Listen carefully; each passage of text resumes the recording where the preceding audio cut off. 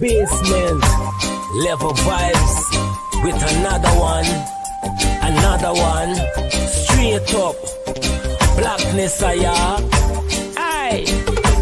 Who tell the truth? Mark Benskop, defend the ghetto youth. Mark Benskop, radio station is the fruit. Mark Benskop, straight up from the root.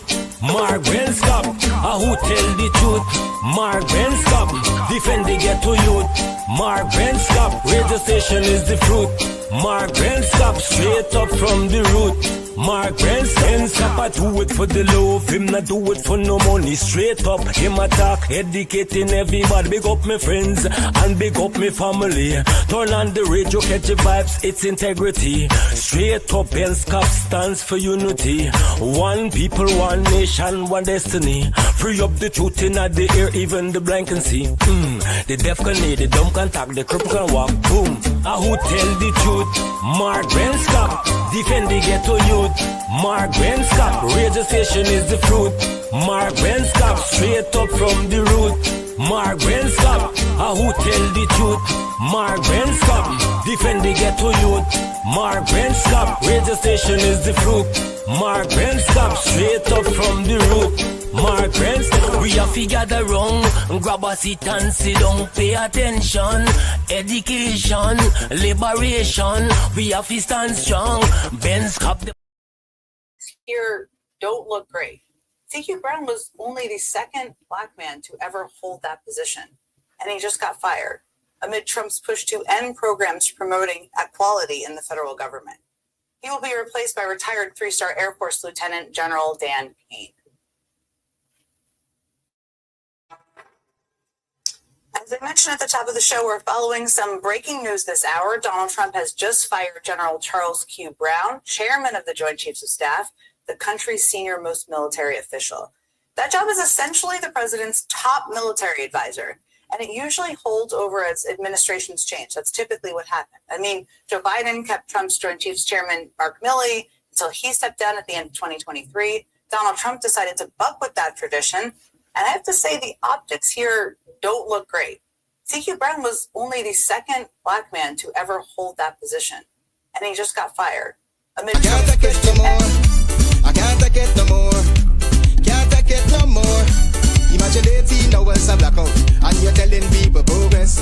Cost of living gone up 100%. Get your give public servant less. Mr. President, listen to the people. Search your soul and you will confess. I want you try surviving on the public base. Then you're gonna know but stress. Cause I done fed up. You done fed up. He done fed up. She done fed up.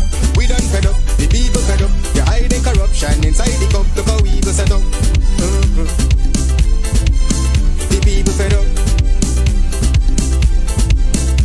They don't drive no fear with the citizen. They may want the people speak out.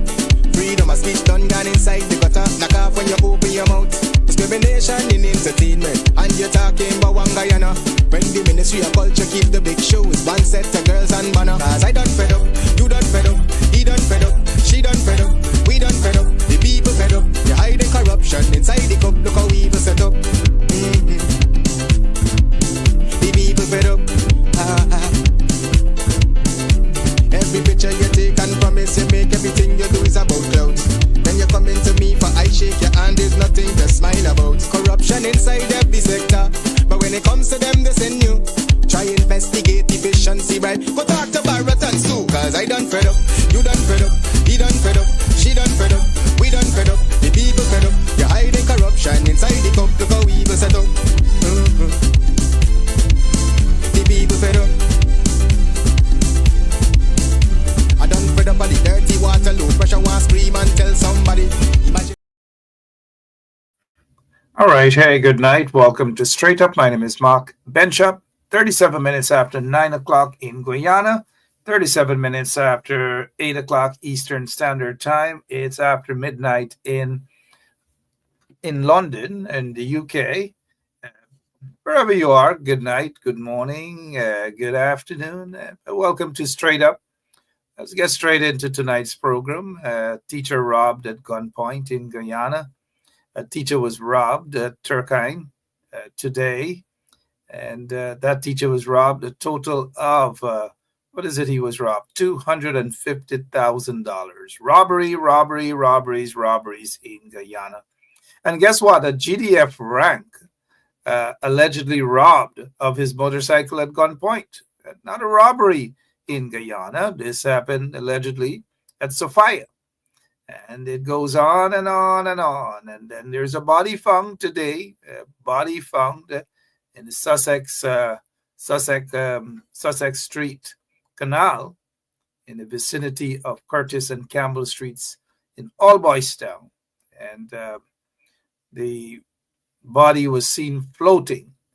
And so the scene was visited by the police, and the body was examined, and no marks of violence were seen, and so forth and so on. So all of those major crimes happening in Guyana, all of those things happening in Guyana, and even though billions of dollars put in the Guyana police force, the most corrupt police force, one of the most corrupt police force in Caribbean, in South America, possibly in the world. You have so-called businessmen, because of their monies, however they have accumulated the wealth, whether smuggling gold, whether cocaine, whether they're drug lords, whether they're gold smugglers, whatever it is, they were able to control senior operatives of the Guyana police force. And so when they commit crimes, murders, and all sorts of things, guess what happens? They are protected. That's not the Guyana we want, mind you. Tax evaders, gold smugglers, drug lords, phantom squad killers. And, you know, back in those days, so-called businessmen pool up their monies. They pooled up their monies for persons to be killed. Suddenly, some are trying to wash themselves to come clean. Suddenly, some are trying to wash to come clean. Don't be fooled. What's happening in your neck of the woods? We have Tom Anderson. Tom Anderson is with us tonight. And our operator has indicated that Tom Anderson is already with us. Frank Fry Rice. We keep it clean here. We don't mention Lick Lip and those days. We keep it clean here. All right. What else is happening in your neck of the woods, guys? Talk to me before I get Tom Anderson on. Tom, I have some questions for Tom. China seems to be wanting to take over what's happening in the Caribbean and all manner of things. Somebody messaged me to say that what's the name of Francine Cruz is under the weather. I'm like, Francine Cruz is under the weather. What do you want me to lose sleep over that? Francine Cruz is one of the most, I wouldn't say disgusting, botheration or whatever, but if it is true that Francine Cruz is under the weather, just wish Francine Cruz, wish her a speedy recovery. All right, Nancy and the crew, all of you, Tony Hack, how are you doing? Brenda Casey, Beatrice, Selby, all of you, good night. Siobhan McDonald, everybody's welcoming Thomas Anderson. Everybody's just, Hazel Johnson, how are you? Some of you have been asking for Tom, and I decided to step aside and let Tom come on. Everybody wants Tom. They want Tom. It's as though I don't exist. It's just Tom for you guys. Everything is Tom. Well, guess what? Tom is on the background. He's smiling. We're not ready for Tom as yet, but I'll just show you that Tom is here tonight. Everybody, Nancy, everybody's asking for Tom. Verna is asking for Tom. Princess is asking for Tom. I don't know. So Tom is here tonight. We'll bring Tom right back. Tom Anderson, political power portrait. He's with us. Let's not take him off the screen. He's already here. But Tom, do you know in Guyana, they got people, not Paula Jeffers and others, and not Brenda Casey, not Cheryl Thomas. Instead of them saying TV screen, for many years people were saying scream, TV scream. Right? How many of you guys are guilty of saying TV scream? TV scream. And instead of saying navel, we have over the years as little kids in Guyana, we say navel. Navel. How many of you guys are guilty of that? Navel. Tom Anderson, good night and welcome to Straight Up. How are you, Good night. sir? Good night. How's everyone doing? Thanks for having me on again, Mark. Yeah, we appreciate the fact that you're here. They've been asking for you. And here it is. You guys have Tom Anderson. But before we get to Tom Anderson, I want Tom to touch on the fact that the Joint Chiefs of Staff, the second black person, second African American to be in that position. I bet some of you in the audience who don't know, maybe some of you know who's the first. I know Tom knows, but I'm not saying that you guys are not aware of these things. But who's the first black Joint Chiefs of Staff, guys? Not Tom, but you guys in the audience. I bet Commissioner Cole is going to hurry up quickly and Google. Thomas and Ben, how are you? Who's the first black Joint Chiefs of Staff of the yeah, we're going. Let's see. Going once, going twice. Going once, going twice. His parents were from Jamaica. Hazel Johnson. You get half the price. You guys are bright. Colin Powell. Tom, good night, sir. Are you surprised that Trump has sacked the Joint Chiefs of Staff? Oh, who happens to be black? No, not surprised at all. His base of voters and supporters, I've been watching them on social media. They want the NBA to be mostly white right now, so they don't. they're in the mindset that the only way that they can be happy is if they see white faces across the board, and they just don't want any other race. And they're okay with women, but they mostly want white men. So Trump has to play to his base, especially now because he's having a hard time. Inflation is up. Prices are going up. He promised that this stuff will be fixed on day one. He said the Ukraine war was going to be over on day one. That didn't happen. That's going to be going on and on and on forever, it seems. He's lashing out at Zelensky. He calls Zelensky a dictator. So anyone who's calling Zelensky a dictator and not calling Putin a dictator, is it any surprise that he would sack the joint chiefs of staff? No.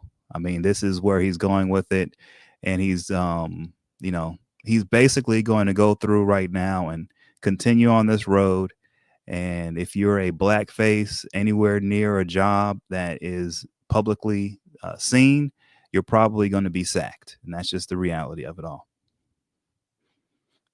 And that's so unfortunate. Probably you will be sacked. And so, Tom, maybe we can just come on here with some white voice. Hey, how are you, Tom?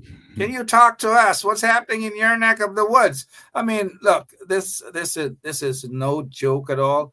Folks are texting me and saying it's Colin Powell. Thank you so much. We have pastors, we have everybody texting us saying, look, Colin Powell. Thank you, guys. Appreciate it. Tom, this, and not so long ago, he sat with the Joint Chiefs of Staff. He sat with a gentleman, and they were watching a football match, and he said, hey, guess what? A football game. He said, I'm not going to fire you. You're going to remain. I like you. A couple of days after, that's it. How can people trust Donald Trump as president of the United States of America? How can he be trusted? Zelensky is a dictator, according to Trump, but he's embracing Putin. What's happening, Tom? Talk to us, please. Well, Are we Trump living in called a dream himself world? Well, he called himself a king. He said, "Long live the king." He called himself a king. I think it was yesterday. So he believes he's a king. He just said today that he's going to go for a third term and a fourth and a fifth.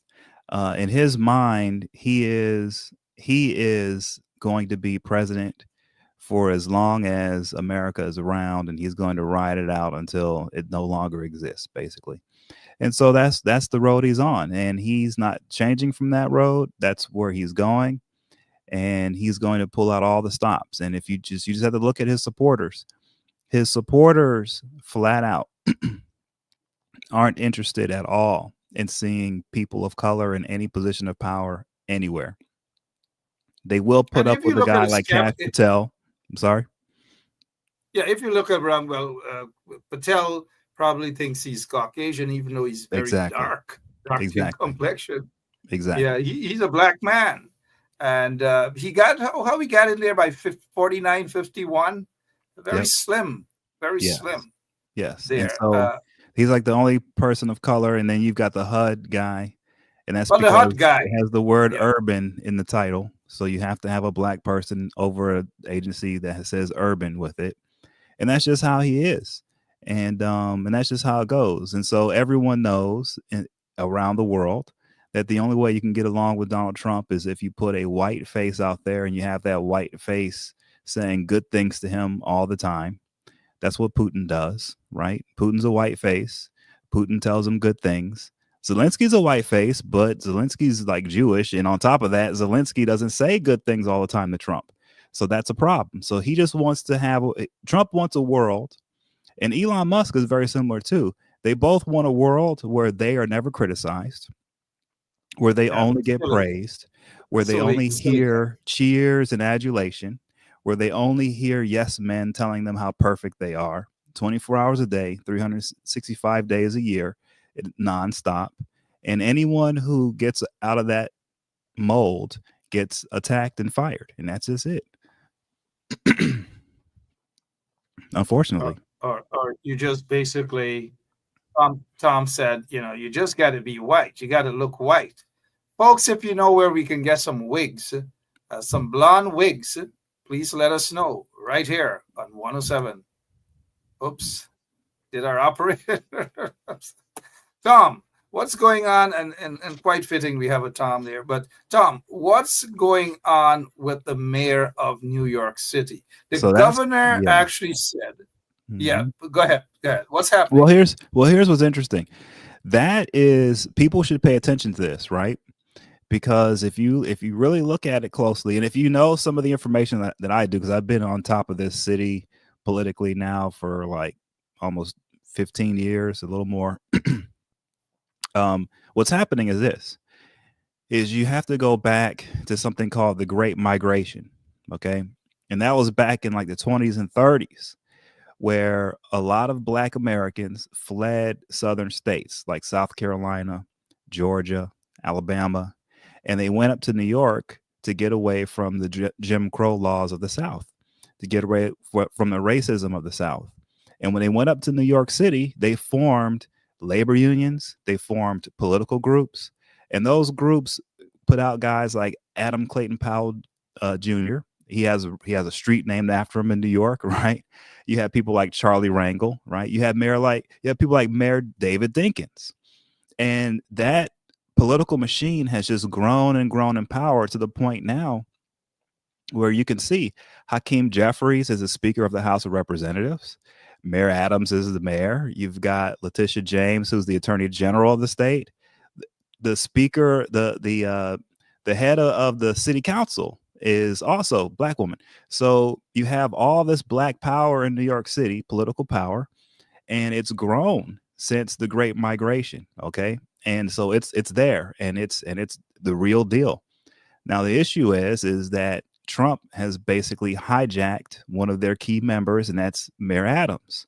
And he's holding over Adams's head a conviction and a possible jail time if he doesn't hand the city over to Trump. With that said, you would think that the Black political power base would say, no, we got to get rid of this guy because he's a problem. But apparently they've decided to say, no, they're going to use Eric Adams to negotiate with the Trump folks. Okay. And so the way I see it is like this. They want Adams to stay in place, the Black political base in New York City, because if he is gone, they're going to run into problems. And here's one of the first problems they're going to have. ICE is going to do raids in New York. They're going to do it. And if Adams isn't there, then they don't have an opportunity to control who's getting raided. So my opinion is this, okay? It's possible that with Adams in place, you may see raids more in Chinatown than you do in Queens and Brooklyn. Okay. That's what may happen. Okay, you might see more raids in Chinatown. You might see some more raids of like the Dominicans. Okay, up there near Harlem and stuff. You might see more of that. You may not see raids on Liberty Avenue as long as Adams is still mayor. And then on top of that, you've got these casino licenses that are going. And there's one big one in Times Square. And that one in Times Square is the main consultant for it is a man named Frank Carone. And he used to be Mayor Adams's chief of staff. Okay. The other person that's connected to that Times Square casino is Jay-Z. And Jay-Z is 100% intertwined with this black political base in New York City, right? You might as well say Jay-Z is a politician himself, basically. So because of that, Adams is staying in place. Okay, he's not going anywhere. And now the game is on. Can the black political base in New York City control Adams and use him as a tool for their interests, while at the same time negotiating with the Trump administration to allow them to do what they want to do with raids and other things, but at the same time not go after their communities? That's the big question. And that's what's going on now. This is basically one huge negotiation between the black political base in New York City and Trump. And the man that's being used as the pawn between it is Mayor Adams. So that's what's going on there. All right. And thank you for explaining that for us. But listen to this here. And people are really angry that Adam has subjected himself to be ridiculed in this way. If he doesn't come through, I'll be back in New York City, and we won't be sitting on the couch. I'll be in his office, up his butt, saying, "Where the hell is the agreement we came to?" So I want to deliver. Tom, he'll be back if he doesn't deliver. We'll be back. That's it. And so that's what I'm saying. The raids may be in Chinatown. They may be in Washington Heights with the Dominicans, right? You might see that kind of stuff. You may not see raids in Queens and in Brooklyn. I could be wrong, but I think that what's going to happen here is they're going to target illegal Chinese, and they're going to target illegal Dominicans and illegal people from Venezuela and other places. So the targeting, we see what's happening in Queens, we see what's happening in Brooklyn and other parts. Tom, not so long ago, that's a couple of days ago, I took a client of mine into USCIS immigration, and of all the others who were there, 99% of them were Caucasian-looking people, 2 black persons. And I stopped for a moment and I said, all these white folks are rushing to get their biometrics. They're rushing to get their citizenship and all manner of things. People seem to think that only folks of colored folks are the ones who are rushing in for these things. But they have a lot of white folks, a lot of Caucasians who are in the same boat. But we're just not hearing about raids in predominantly white communities. Any surprise there? That's what this is about. That's what this is about, Mark. What they're trying to, I think what's happening is the political base that's Adams' base. They're trying to have these raids done in white faces, man. That's what they're trying to do. Now, I don't know if they're going to be successful, but I think that's what they're going for. And I have to say, Trump is so desperate to show some type of progress on deportations that he may just cut that deal, because let me tell you something. The best thing he's going to have is this with Adams. It's never going to get better for Trump at all in New York City than what he has now. So he really doesn't have that many options. And if these guys, are really good politically, and they are good politically now, if they're really good, they maneuver.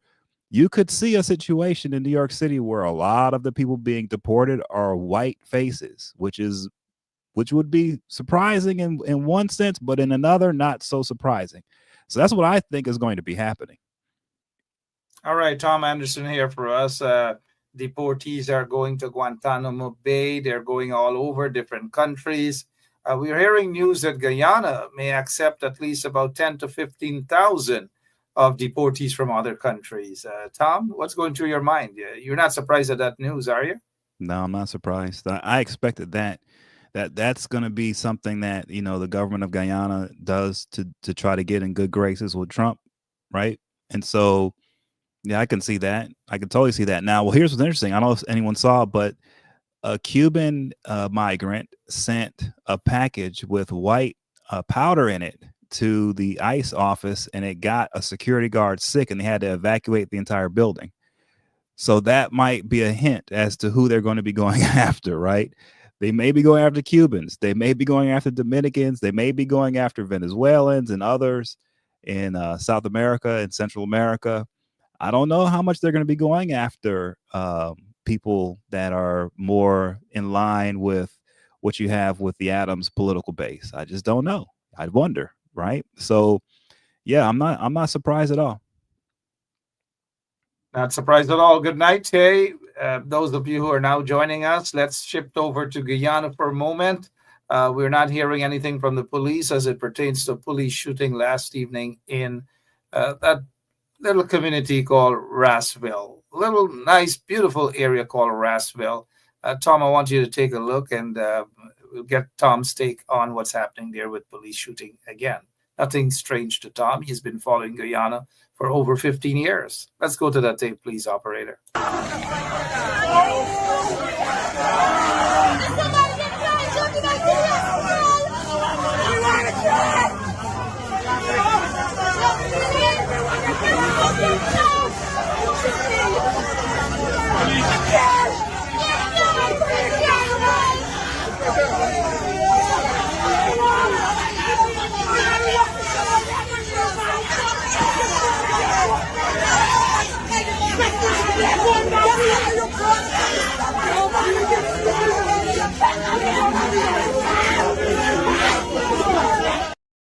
Tom, I'm not sure how much you understand the Guyanese chat there, but that's a young man, 22-year-old, Ice Q or Cute or something.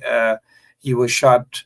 We're hearing 2 shots to the stomach, 2 bullets to the stomach. The police in a release said 1.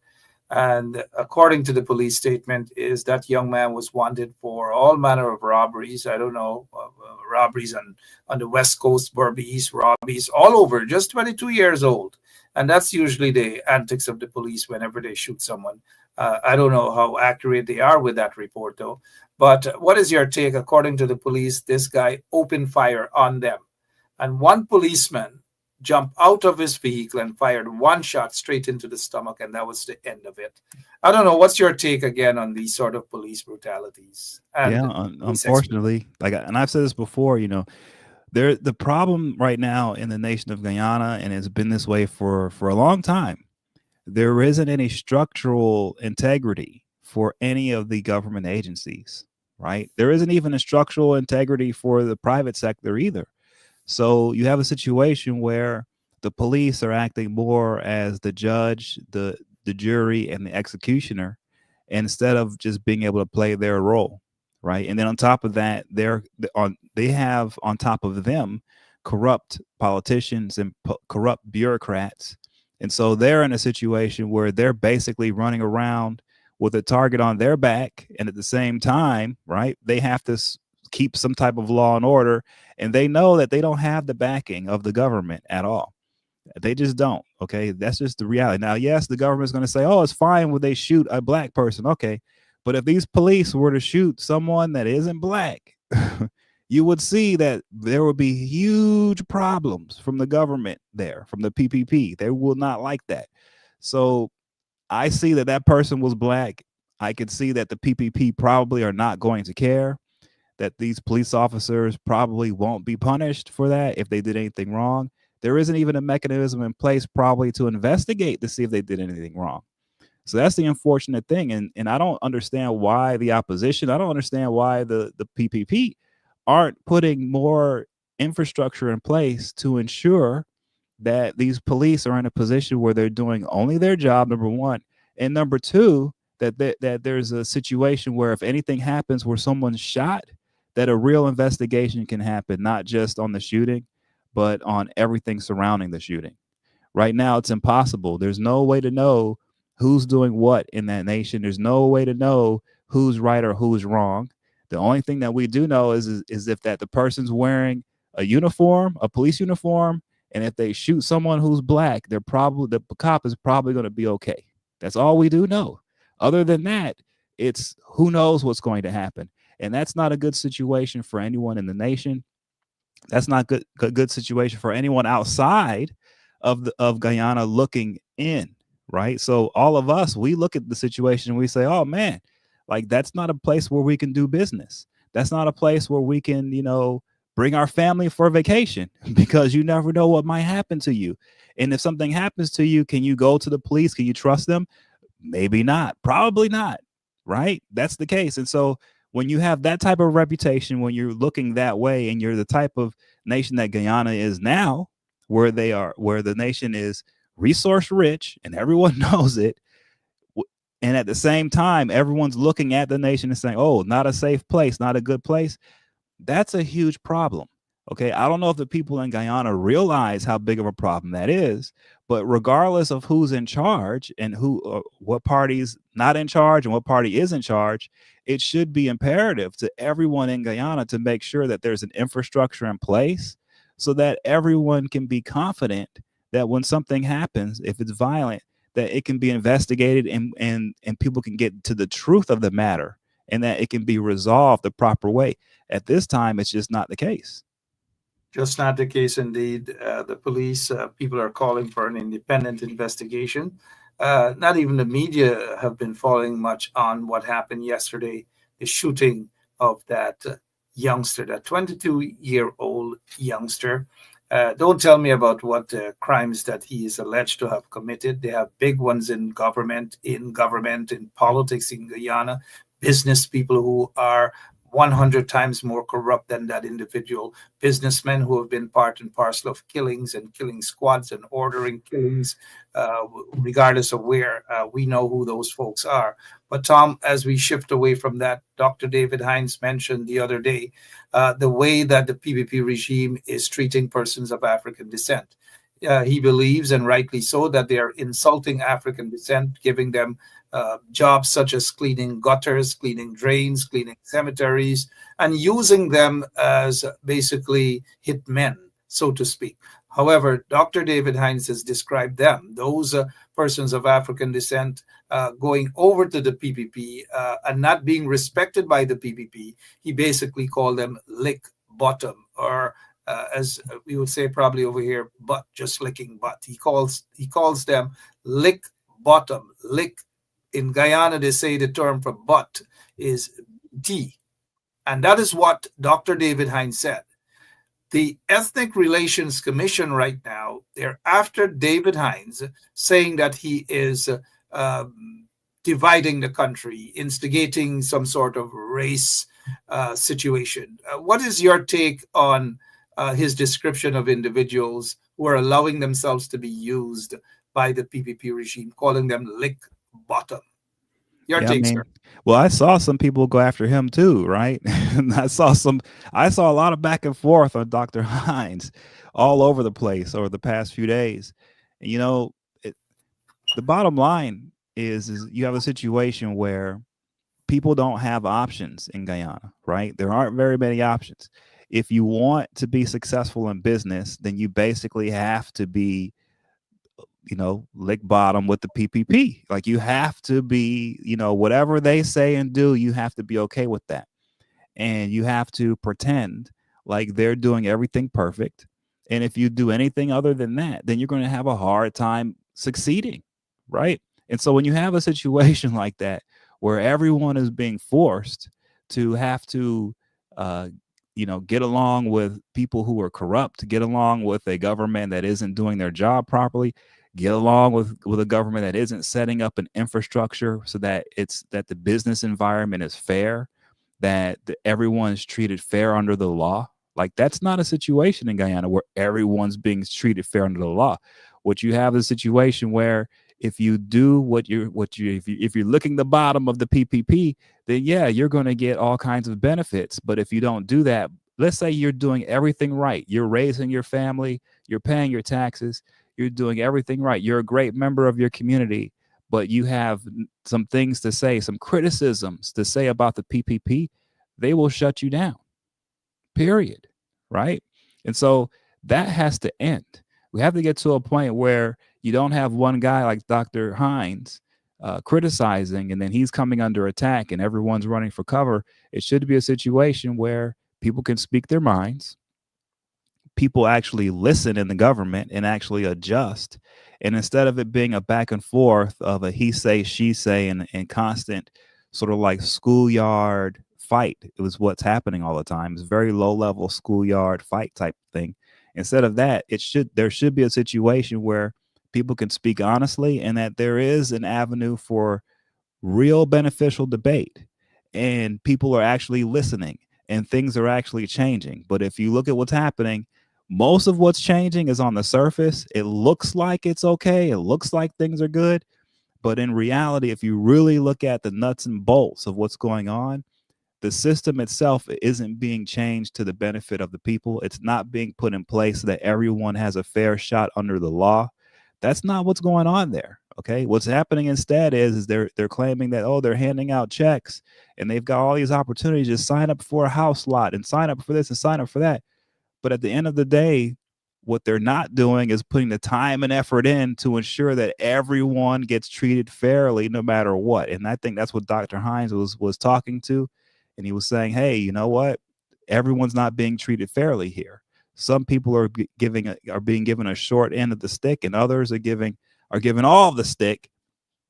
And they're getting it not because that they're better at the job. They're getting it not because they should be getting it. They're getting it because they're licking bottom of the PPP. And that's not correct, right? So I can understand why you're saying that, because that is a situation in the country right now, unfortunately. And hopefully it can change no matter who's in power. Even if the opposition gets in power, they have to focus on making sure that there's an infrastructure in place so that everyone gets treated fairly under the law and the system works for the people who are working hard and are benefits to the society. Well said, Tom Anderson. The 5 years or 3+ years of the coalition in office from 2015 to 2020, we saw that fairness. Unfortunately, it's a bunch of corruption that's happening right now under the corrupt PPP regime. Lots and lots of things we're seeing. Oops, I don't know what's happening with our operator. One guy seems to be blind and the other one seems to be just grabbed off of a field and forced into a situation. Okay, yeah, we already know what's happening there. But Tom, let's touch on biometrics. How important it is, and why do you think? I know you've been keeping an eye on that. The talk of biometrics was since 2021, or even before that. So the chairman of GCOM knew since 2021 about this talk of biometrics.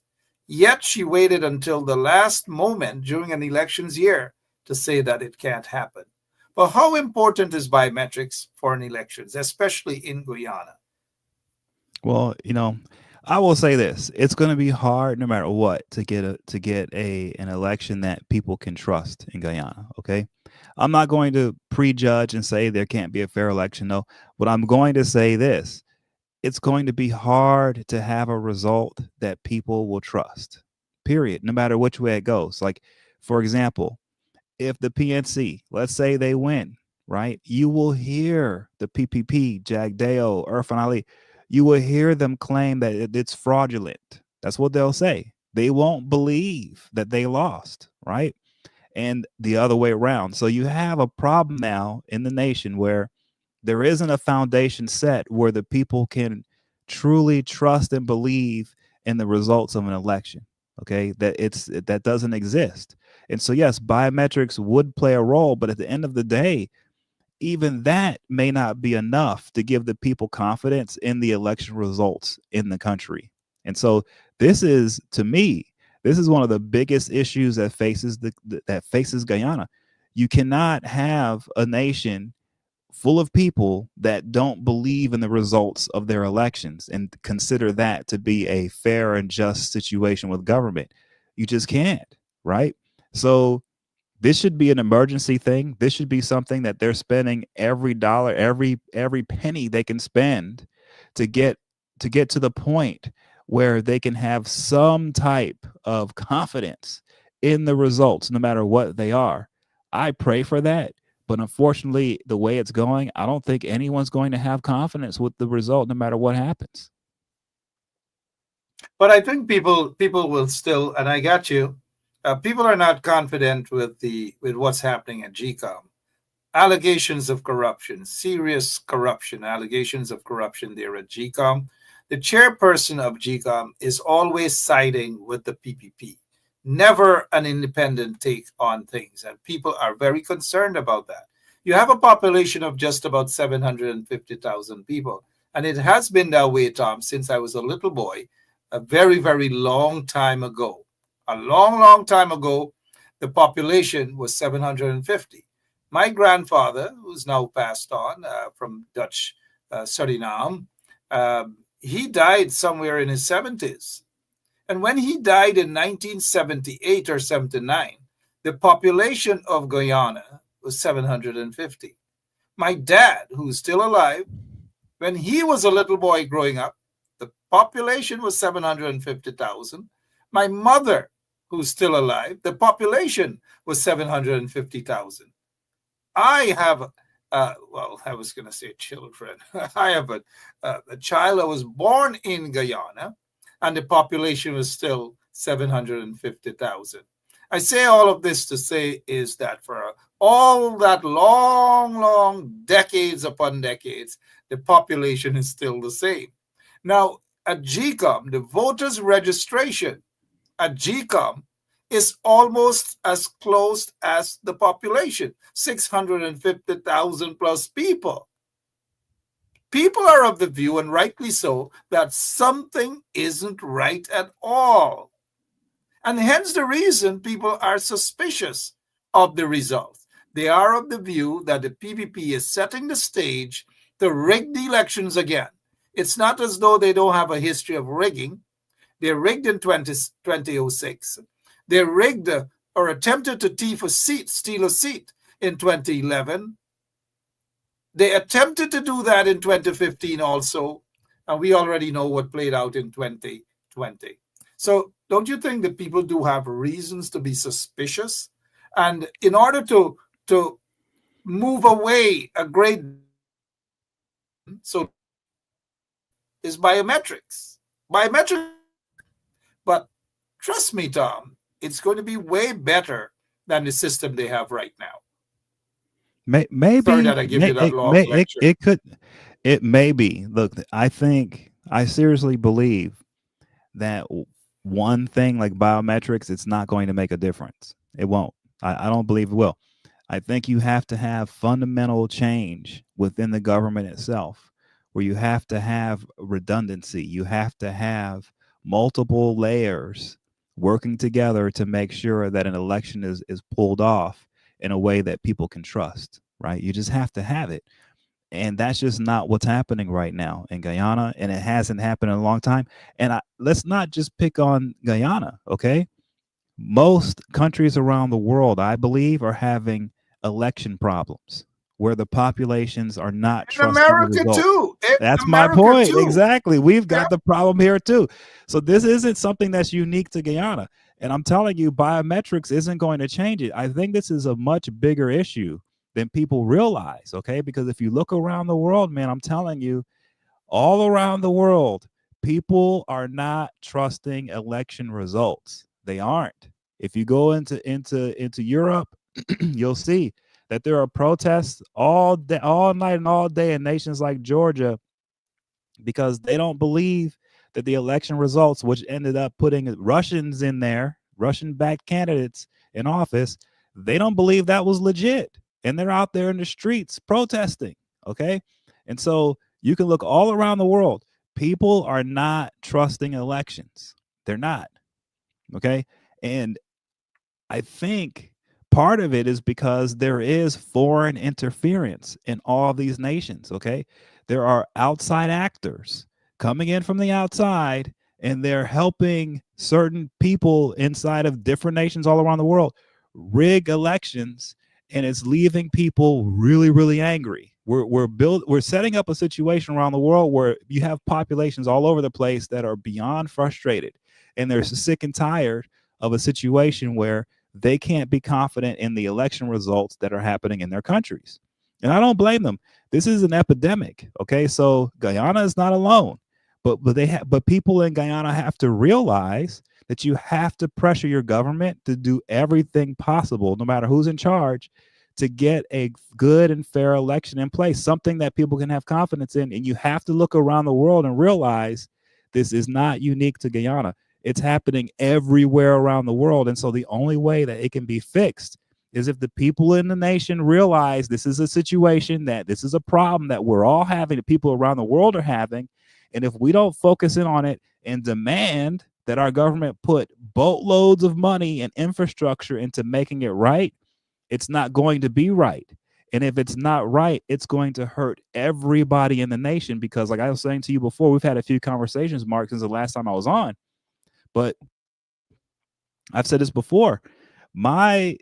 The reason why I do so much, and I try so hard to speak to the people of Guyana, and I try so hard to just help with my expertise in what I do, is because it's imperative that nations like Guyana are independent. I'm not saying that you guys should be pro-American. I'm not saying that. I'm not saying you should be pro-China. What I'm saying is you should be pro-Guyana. And Guyana has to be an independent nation. And the only way you can be independent to start is to make sure that your elections aren't being tampered with by foreigners. And if you look very close at what's happening with the PPP, look who they have advising them. Different foreigners. Look who they have partnerships with. These big, huge corporations out of China and other places. You have to look at that and realize that, hey, these foreign governments and these foreign entities, if they can get away with rigging the elections, they'll do it. And there's a situation now in Guyana where they can get away with it. So people need to wake up and realize this is an imperative. It's imperative that this situation gets rectified and fixed, because if it doesn't, Guyana will not be an independent nation. And if Guyana is not an independent nation, the people of Guyana will suffer immensely for no reason at all, other than it's not independent and outsiders are abusing you. And that's not right. So this is something that has to be fixed immediately. And the people of the country, if that means protesting, this is something worth protesting for. This is something worth getting out in the streets for. This is something worth pressuring your government officials on every level for. When you see them anywhere, it should be discussed. What are you doing to make sure we have election results that we can trust and believe in? And it doesn't matter who you are. If you're a PPP supporter or if you're a PNC supporter, it doesn't matter who you are and who you support. Having an election result that you can have confidence in is important to you, no matter what you believe politically. So everyone should be doing this. And anyone who isn't doing it, you're a part of the problem. And don't be surprised if later on you're looking around and you're wondering, why is everything going down the tubes, but we have all this money coming in? Well, it's because you did nothing about your elections. You did nothing to push your government officials to ensure that you had an election result that people could have confidence in. You've got to do that. There's no way around it. Well said, Tom Anderson. Talking about that, free and fair elections is what's important.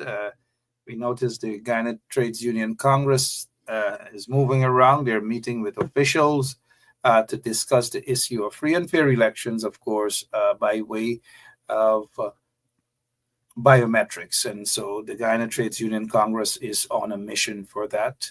Kudos to those guys, Lincoln Lewis and others.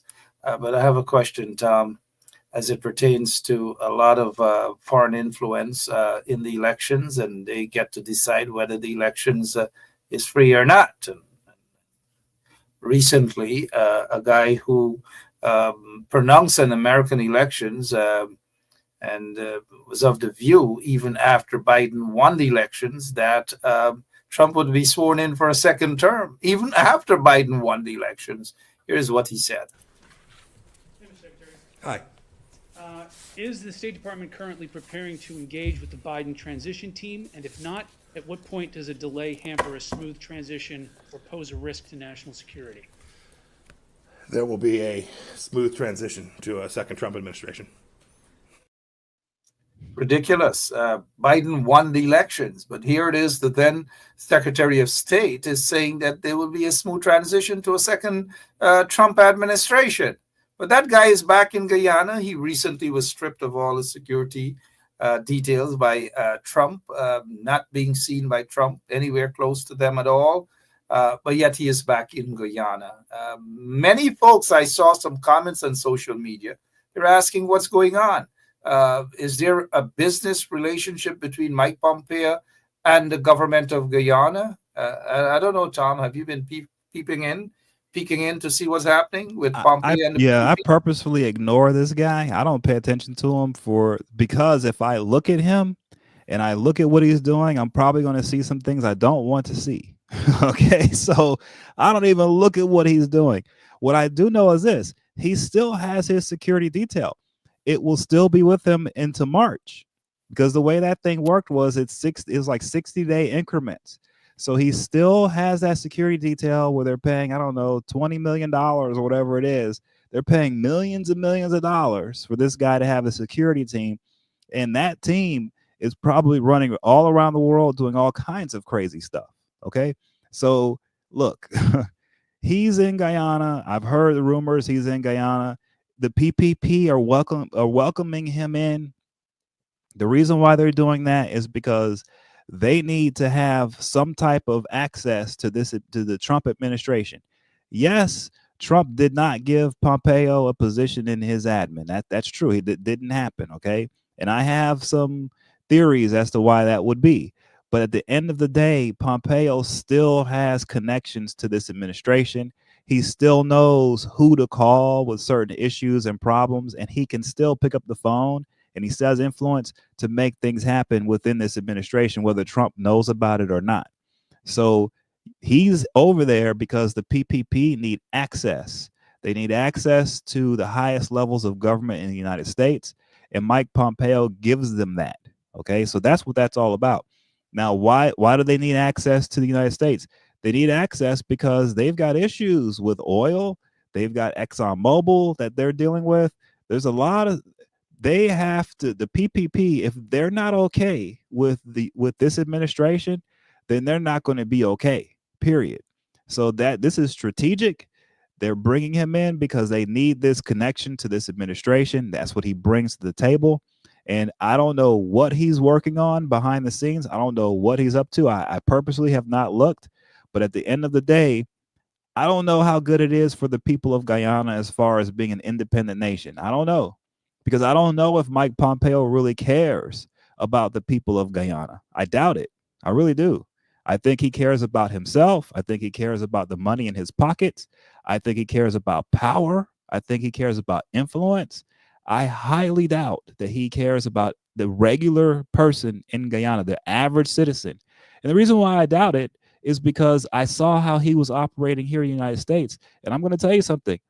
I don't think he knows anything about people like me or regular people around this country who are not up in the higher elite echelons of government. Because when you look at who he is, this guy is a machine guy. He's so deep and intertwined in the highest levels of our government, in the elite levels. He's in that elite class that we have in our nation. He is totally detached from the average people here. So if he's detached from average people in America, it's guaranteed he has no clue what's happening with average people in Guyana. And if he doesn't know what's happening with average people in Guyana, how can he care about them? He can't. It's impossible.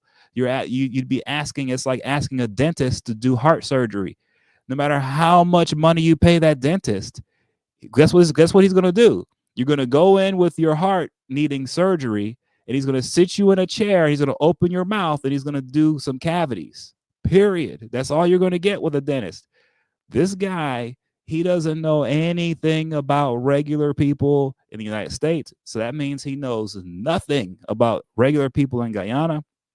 Since he knows nothing about them, he can't advocate for them. What he's advocating for are for the elite in the world, the elite in the United States, the elite internationally. That's who he speaks for. That's who he represents. And that's what you have when he's there in Guyana. And that's what the PPP are partnering with him over, is they are partnering with someone who gives them a door into the elite power structure of the Western world through him. And that's what that's all about. All right, Tom Anderson, thank you so much. Quickly before we go, and good night to all our Chinese nationals who are watching. Ni hao ma. So much influence the Chinese are attempting right now, not only in Guyana, but South America. Should Guyanese be okay with the kind of influence the Chinese are trying to stamp all over Guyana? Well, it's dangerous because the Chinese, they've laid it out with their Belt and Roads initiative, right?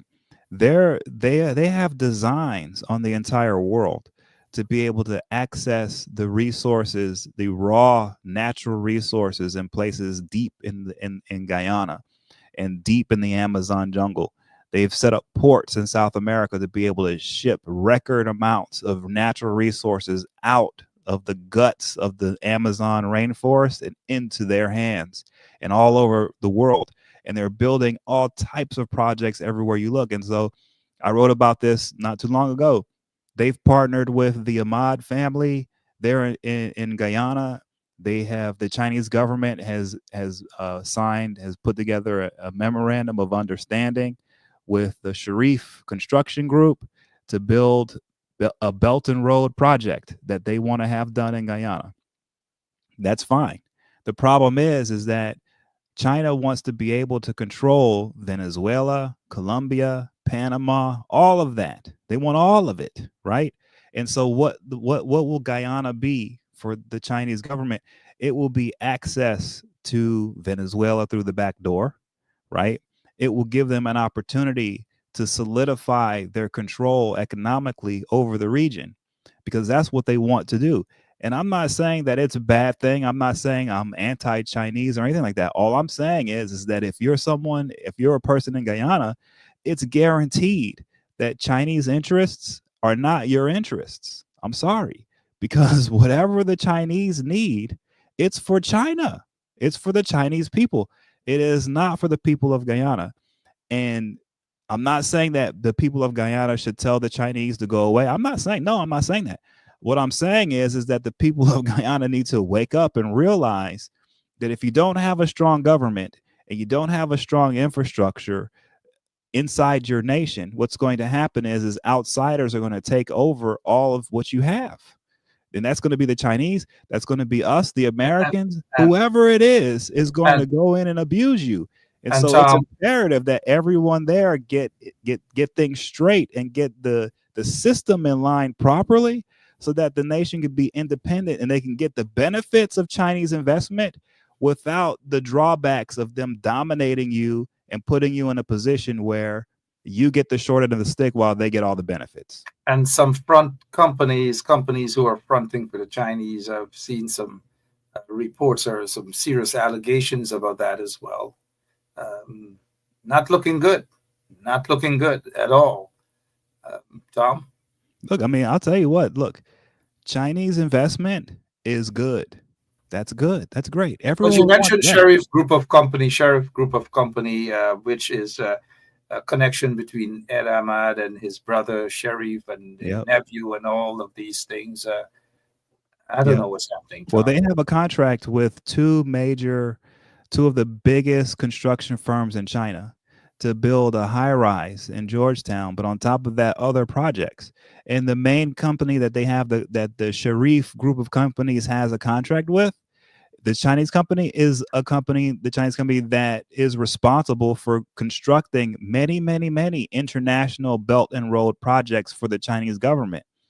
And so when you look at it, for example, one of their main architects for this Chinese firm, he built he put together the Chinese Communist Party a monument for them that Xi visited. Is a very famous monument. So this is a firm that's tied into the hip with the CCP, and they are all about creating projects around the world that fit the Belt and Road agenda that the Chinese government has set forth. And that's what they're in that, and they are going about it. And so they've partnered with the Sharif Group companies to do that.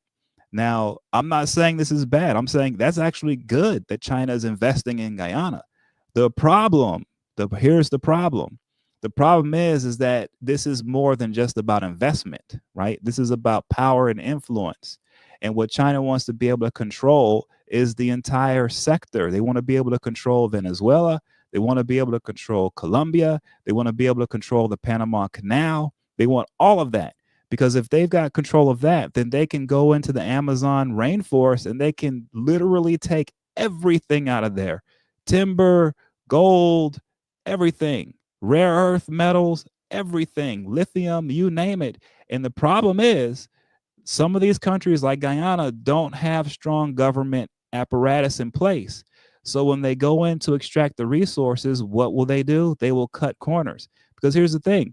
The Chinese government isn't going to be coming out to Guyana to make sure that their Chinese businessmen are not poisoning the rivers of Guyana with cyanide when they're going after gold. They're not going to care.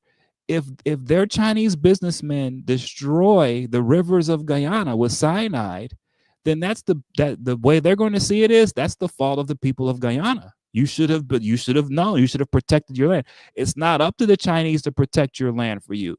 That's the problem. Okay, so there's a situation in Guyana where the government just doesn't have a handle on the situation there, and they don't have the ability to ensure that when companies come in to extract gold and other things from the land, that they're not putting toxic chemicals into the rivers and destroying the environment. They don't have the infrastructure in place to ensure that's the case, but they're opening up the country to all of these investments coming in without any of the oversight. That's the issue. That's a big problem. And unless you have oversight in place, unless you have an infrastructure in place to ensure that when the Chinese come in with their investments, that they're not destroying the environment there, it's going to be really, really, really bad. And you can't blame anyone but yourself, unfortunately. And that's what we're seeing, in my opinion. All right. And guys, all that glitters not gold. Quite a few companies there and so-called business people are not really on your side, guys, no matter how much they pretend. It's just all about political power. We know who they are. We watch some of them every single day, as they say in Guyana, pomposette themselves as though they really care about you. Suddenly they're rushing out. They're driving out and pretending as though they care. Be careful, guys, and be careful of the personal war that they have amongst themselves. Family feud, business war, fighting for more lands and deals, and they're putting you, the ordinary people, pretending as though they love you guys. Be careful. Be extra careful. Tom Anderson, thank you so much for your time. Appreciate it. Thank you for so much looking into Guyana, and not only Guyana, keeping an eye on America and China and all over the world. We appreciate it. In case there's something else on your mind that I didn't ask you before you go, it's weekend. What are we having, a Banks this weekend or a Heineken? I know, right? I was thinking about that. I think I'm going to grab a glass of red wine after this. But I will say this. One of the things that I've been talking to you about, Mark, and people need to consider this, right, is the other issue Guyana has is the media. The media needs to up its legitimacy. The Guyana needs a better media infrastructure, and there are people in place. You know, you yourself, Mark. There's Melly Mel. There's Rickford Burke. There are others who do a really good job. You notice I didn't mention Critic. I'm not going to mention him because I don't even consider him media. Okay, he is a paid propagandist of the PPP. That guy, Critic. But what you need to have are real media people, so that people like Critic can't be paid their propaganda dollars to muddy the waters and to confuse people, right? And so that's one of the things I've been focused in on. That's one of the things I want to take part of in Guyana, if I can, is just be a part of revitalizing the media and getting Guyana to the place where there is a true media in place that holds government officials accountable, that holds businesses accountable, that when, let's say, the U.S. comes in and does something that isn't right, there's a media infrastructure in place to report on that and to report to the people, hey, the U.S. government's polluting the waters. Here it is. Or if there's the Chinese government coming in or a Chinese business that's polluting the rivers, you have a reporter that can cover that. That's not happening in Guyana right now, right? Instead, you've got Critic, and guess what? Critic is never going to tell anyone if the rivers are being poisoned with cyanide by the people stealing the gold out of the land over there. He's not going to say a word about that, right? And so unless the nation gets a really good media in place, this is one of the other issues. If without a good media, the people are blind. And if the people don't know what's going on, that they don't know what to support, they don't know what to push for, then guess what happens? You get taken advantage of. So that's the other thing that we got to look at. And I am all in on that. And hopefully, Mark, we can continue to talk about it and make some headway to ensure that there's a good media there, because I believe that Guyana has an opportunity to lead the region in the media as well. Okay, there's an opportunity to have a real media there in Guyana that can not only cover the news for the people of Guyana, but for everyone in the region, because that region is very important to the rest of the world going forward. And it's imperative that there's a real media apparatus there reporting on what's actually happening on the ground in the entire region. Tom Anderson, thank you so much. We'll talk some more about that and lots of other topics indeed. But thank you. Thank you so much, Tom. Appreciate it. Have a great weekend. Have a good night. Take care, guys. Thank you, Tom. All right, Tom Anderson there.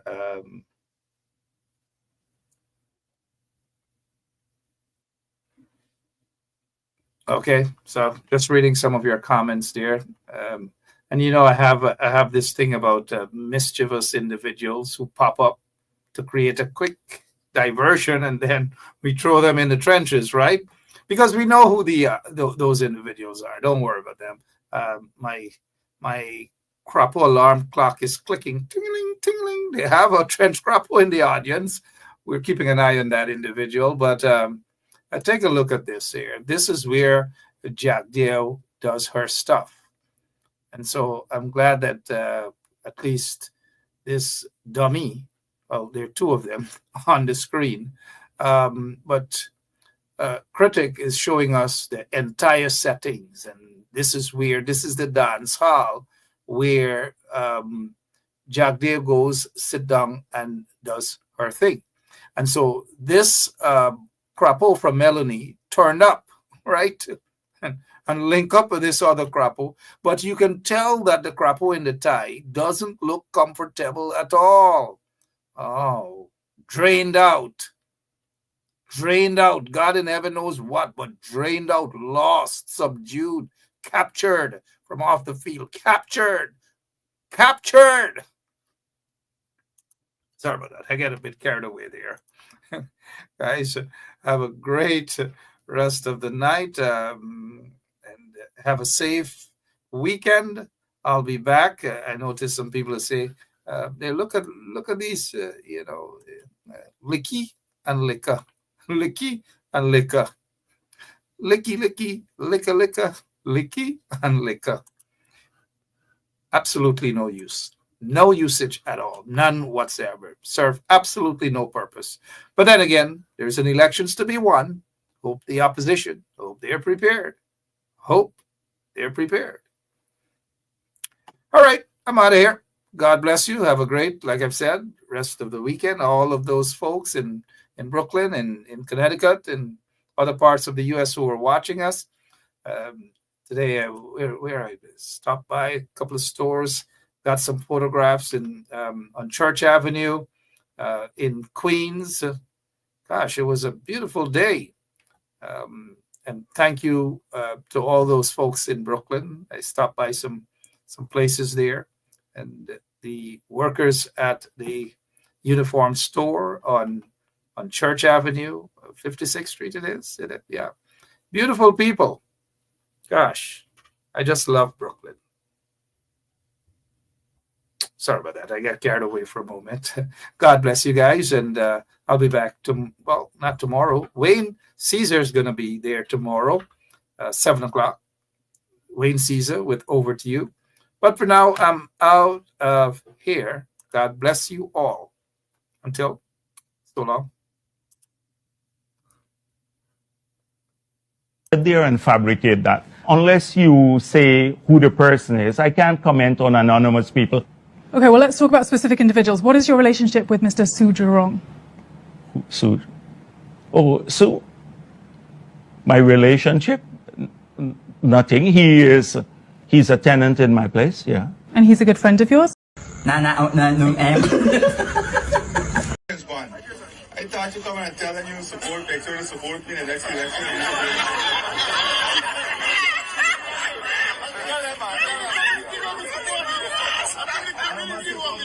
President Daddy is one person who's always.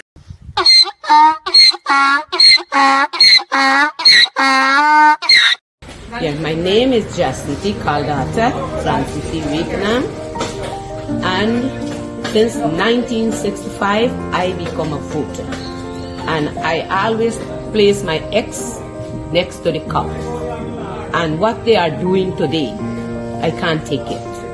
So I have no more vote to give to PPP anymore. I'm not going to vote anymore no more. If they have to lose by one vote, they're losing it by data. I can't take it no more. I can't take it no more.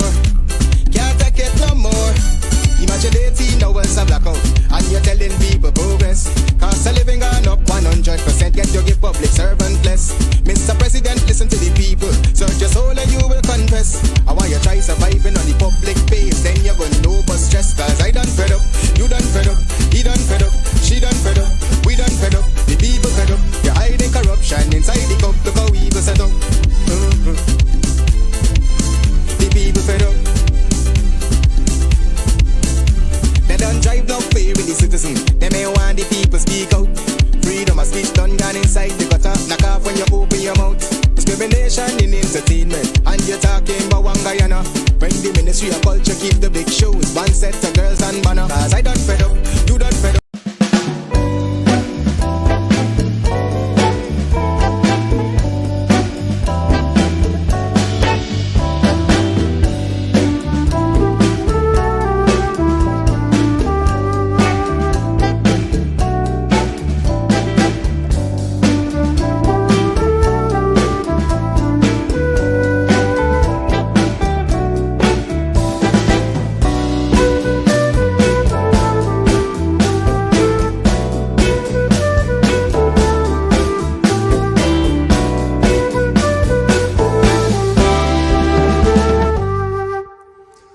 Jesus Christ, if cost of living double, I don't know what happened. A pound of sugar is $300 already. Flour, everything gone up. Everything just raising. You gotta get about $40,000 for buy good ration. You gotta get 3 man now. A weekend man, a monthly man, and a fortnight man.